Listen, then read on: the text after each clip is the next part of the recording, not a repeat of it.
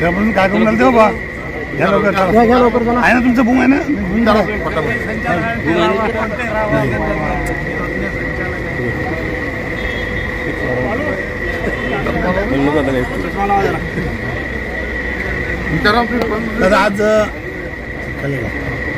आज बाजार समितीमध्ये अविश्वास प्रस्तावासाठी बैठक आयोजित करण्यात आली होती।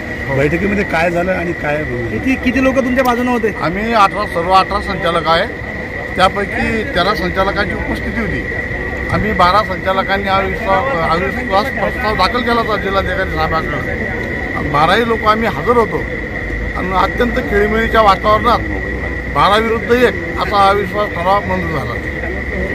काय कारण आहे अविश्वास आणण्यामागे? आता तुम्ही पत्रकार मंडळींनी बाजार समितीचं यार्ड वगैरे पाहिलंच असेल। शेतकऱ्याची होत असलेली अवहेलना, बाजार मूल्य शेतकऱ्यांना मिळत नाही, शेतकऱ्यांना सुविधा मिळत नाही। एवढी मोठी विदर्भातली सर्वात मोठी बाजार समिती असूनही या बाजार समितीची दुरावस्था पाहिल्या जात नाही। इथं आतापर्यंतच्या सत्तेमध्ये असणाऱ्या सत्ताधीशांनी बाजार समितीचा कारभार मनमानीपणे चालवला। आपल्या ऑफिसमध्ये बोलवून बाजार समितीचे ठराव लिहिणे, आपण सांगू तेच संचालक मंडळावर कोणत्याही विश्वासात न घेता कारभार करणे, याला कंटाळून आम्ही अविश्वास प्रस्ताव दाखल केला आणि या अविश्वास प्रस्ताव मंजूर करून आम्ही आता बाजार समितीचा विकास केल्याशिवाय थांबणार नाही। कोण आहे सभापतीपदाचा चेहरा तुमच्याकडे? आता ते पुढे ठरणार आहे। आता अविश्वास ठराव पारित करणे हे सगळ्यांच्या पहिले ध्येय होतं। त्याच्यानंतर आता आमचे संचालक मंडळ ठरवतील तो सभापती होईल। दबाव होता काही पदाधिकाऱ्यांवर, संचालकांवर?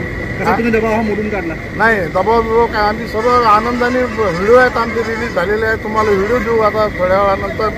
आमच्या संदर्भात खूप गैरसमज बसण्याचे प्रयत्न झाले, परंतु आम्ही 12 लोक एक संघ असल्यामुळं आम्ही अविश्वास ठराव पिढीच नेला, पार केला।